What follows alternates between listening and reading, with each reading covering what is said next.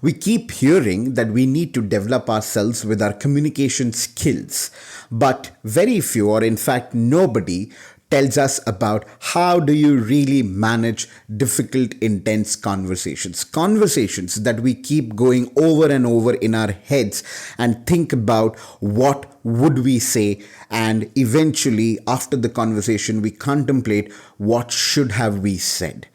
Well, we all have such conversations that we dread and find unpleasant, that we avoid to face up like a bad medicine. Conversations like, at work, your management has asked you to lay off people with who you have worked for years. You overheard your relative bitching and naming you behind your back. As you had planned to spend some of your holidays at their house, you are now not sure if you will be able to get through the time without confrontation.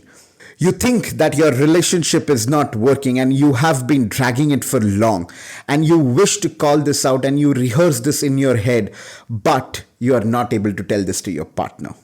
You don't have enough money, and then you get a call from your parents asking for some, and then you are in a dilemma that how would you compromise for yourself, or how would you even say no to your parents. So essentially, difficult conversations are not limited to any particular topic or aspects of life. It can range across the array of your life events. In a simple way, these are those conversations that we typically tend to choose to avoid. At first, we need to understand that all difficult conversations have a common structure.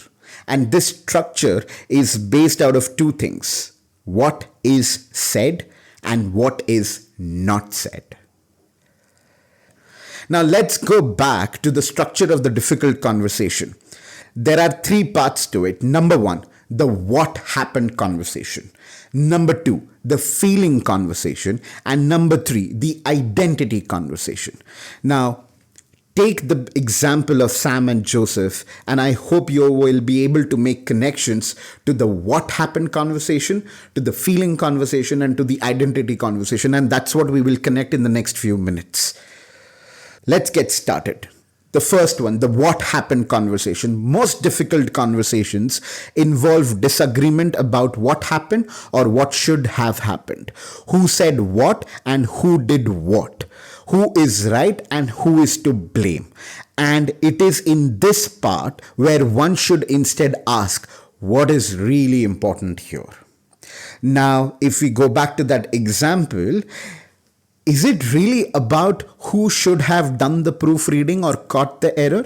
Or is it about who is right or who is wrong? In fact, it is really about that small error and getting it right. That is it. That's the important aspect, and that's the first part that you need to keep in your mind. And how do you do it? This is your practice one. Separate the truth or the facts and the assumptions. Go back to the idea of what is being said and what is not being said. All assumptions come from the aspect of what is not being said. Now let's look into the second, the feeling conversation. Every difficult conversation is essentially about, are my feelings valid? It's about feelings. Should I acknowledge them or deny them or put it off? From Joseph-Sam conversation, Joseph shares that he is under pressure, which signifies what? Anxiety. But in no way he is able to address it or even call it out. Right? Probably he would not want himself to be shown as weak. But that's a feeling. That's the underlying feeling that's playing out.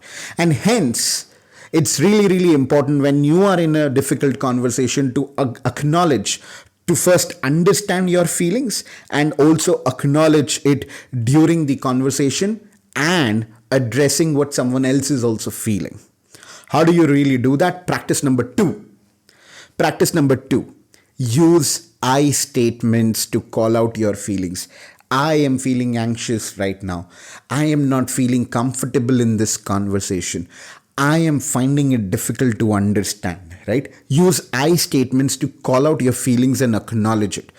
Don't solve for the feeling, but surface your feeling, because it will help you to be empathetic towards yourself and each other, and go back to that first point, solve what is really important. The third one, identity conversation. This part is about what situation really means to me in that context. That internal debate over and over again, whether this means I'm competent or incompetent, I'm a good person or a bad person, what impact it might have on your self-image. Probably Sam felt the same debate. And maybe Joseph is also thinking that, did he choose the right person?